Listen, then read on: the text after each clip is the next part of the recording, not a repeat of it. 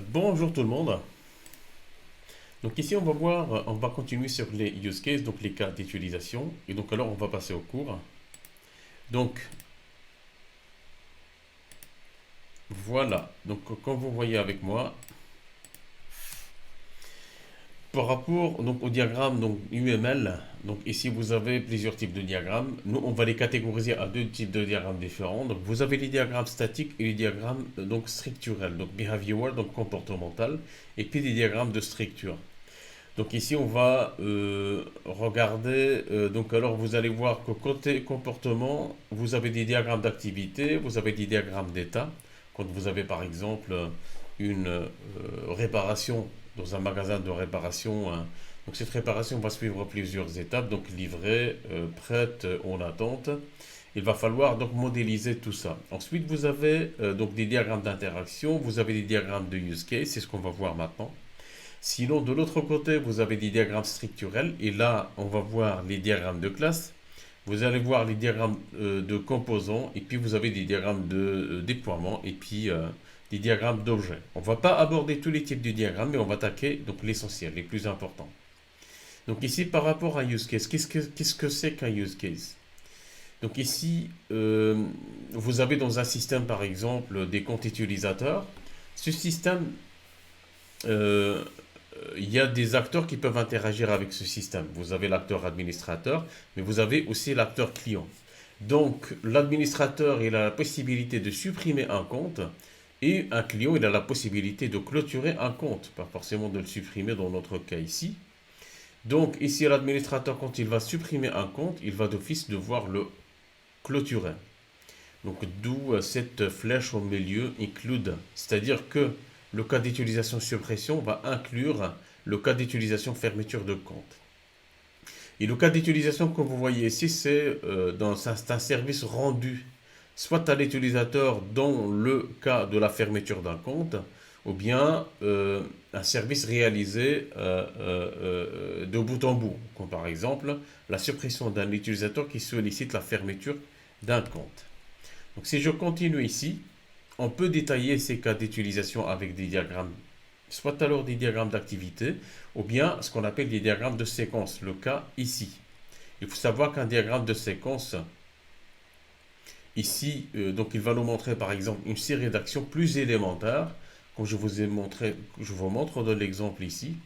On abordera ça en détail un peu plus tard.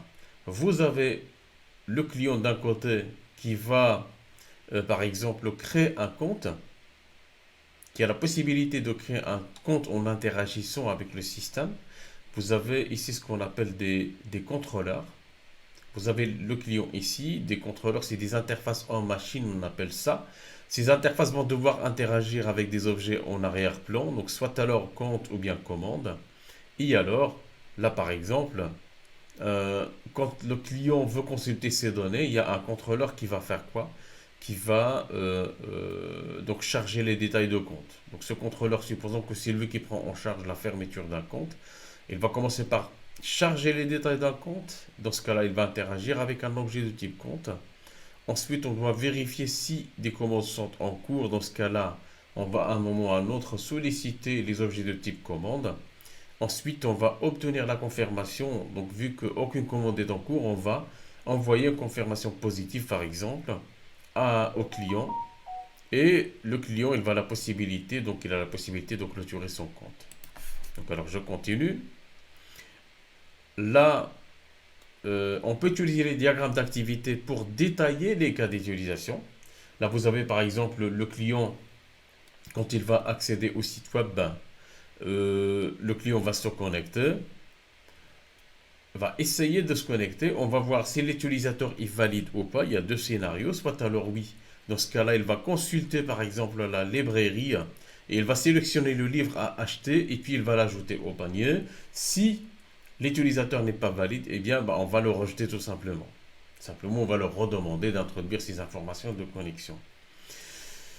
Euh, voilà. Donc, le diagramme d'activité, souvent, il est initié par un utilisateur. Euh, et, euh, et voilà. Donc, alors, je continue. Il faut savoir que les cas d'utilisation sont déterminés soit en collectant les souhaits des clients, on va dans un interview rencontrer le client et on va donc alors collecter ces informations, ou soit en analysant les problèmes spécifiés en langage naturel. Donc via la documentation qu'on va collecter auprès des clients, des interviews individuelles ou collectives, et lorsqu'ils constituent donc la base donc ici euh, donc alors, donc lorsqu'il continue, donc ici en fait, les données qu'on va collecter vont constituer la base de l'analyse des exigences.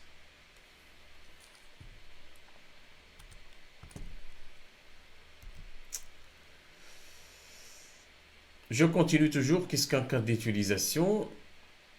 Donc alors, elles décrivent les fonctionnalités attendues du système à développer, de un. De deux, qu'est-ce qu'ils font? Ils comprennent un certain nombre de fonctions exécutées lors de l'utilisation de ce système. Ensuite, ils peuvent également être utilisés pour documenter les fonctionnalités qu'un système offre. Donc, il y a plusieurs scénarios. Donc, le premier, c'est d'écrire les fonctionnalités attendues du système à développer. Deuxième chose, comprendre un certain nombre de fonctions exécutées lors de l'utilisation d'un système. Ou bien, ils peuvent également être utilisés pour documenter les fonctionnalités d'un système existant. Donc, alors, ils vont nous permettre d'avoir des réponses à des questions. Donc les questions suivantes. Qu'est-ce qui est décrit? Donc alors on parle du système. Ensuite, qui interagit avec le système? Donc c'est-à-dire les acteurs. Ensuite, que peuvent faire les acteurs? Donc, dans ce cas-là, donc les cas d'utilisation. Donc prenons l'exemple d'une banque, pardon. Donc alors cette banque cette banque va être utilisée par des acteurs externes. Donc, vous avez par exemple les clients, vous avez le manager et puis le superviseur. On va commencer par le client. Et lui, il va pouvoir faire un dépôt. Donc déposer de l'argent. Le manager, par contre, lui, il peut faire le dépôt, mais il peut retirer de l'argent aussi. Il peut payer par une carte de crédit et il peut fermer le compte. Donc alors il a plus de cas d'utilisation qu'un client normal. Et donc alors ces actions donc vont solliciter ce qu'on appelle un système, donc système d'ordinateur, c'est ce qu'on appelle un acteur secondaire comme on verra après. Le superviseur il va donc pouvoir aussi consulter l'état financier. Voilà. Donc alors, prenons un autre exemple. Donc un professeur, lui, il va interroger les données des étudiants, délivrer le certificat et annoncer l'examen. Donc lui, il va pouvoir faire tout ça. Donc alors, il faut voir que les cas d'utilisation sont généralement regroupés dans un rectangle. Donc ce rectangle symbolise les limites du système à décrire.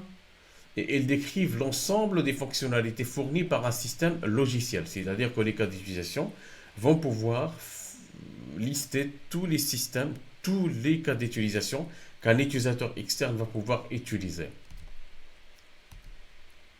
Voilà, merci pour votre attention.